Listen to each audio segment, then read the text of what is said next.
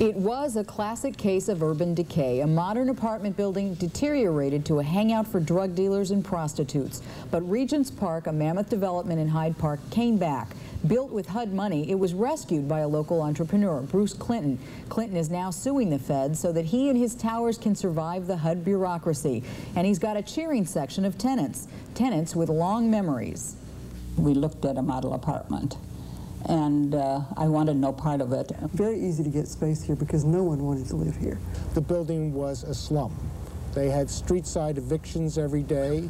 There's drug addiction, prostitution.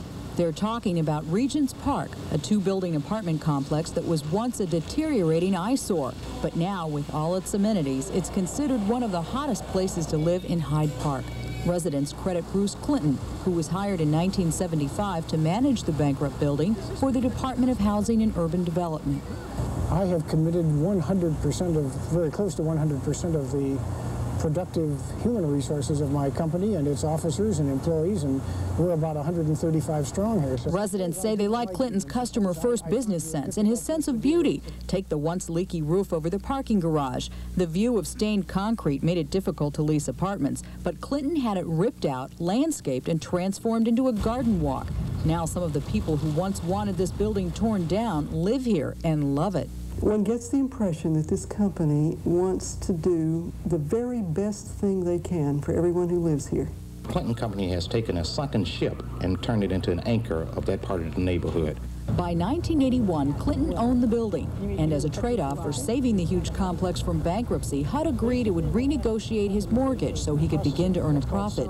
But after 10 years and Clinton spending nearly $2 million in improvements, it seems HUD is instead forcing Clinton into foreclosure. you would think that if they had a success story of this kind, what they would do would be to move to try to consolidate this and to sustain it, and then to come to the individual and say, you know something, we like what you did here. Can you do this again in one of the 5,000 other catastrophes we've got? Overall, this is a success story for HUD. And if HUD ever took that building back and tried to manage it, forget about it. They have not been successful in the country at all. The city supports Clinton in this dispute, and Mayor Daley has personally lobbied Housing Secretary Jack Kemp to settle with him. So has the University of Chicago. What is this administration's commitment to cities and neighborhoods? That's what's at stake here. We tried repeatedly to get an interview with HUD officials either in Chicago or Washington, but they didn't want to talk to us. They did finally release a written statement in which they blamed Clinton for the entire mess. HUD says Clinton added these expensive luxury amenities when the funds should have gone to pay mortgage delinquencies. When he read the response, Clinton was fuming and said HUD didn't even get the facts right. He's been making mortgage payments to an escrow account under court order. HUD went on to say that it's made several good faith efforts to negotiate specific agreements for Regents Park, but offers presented by the department to Mr. Clinton have been refused.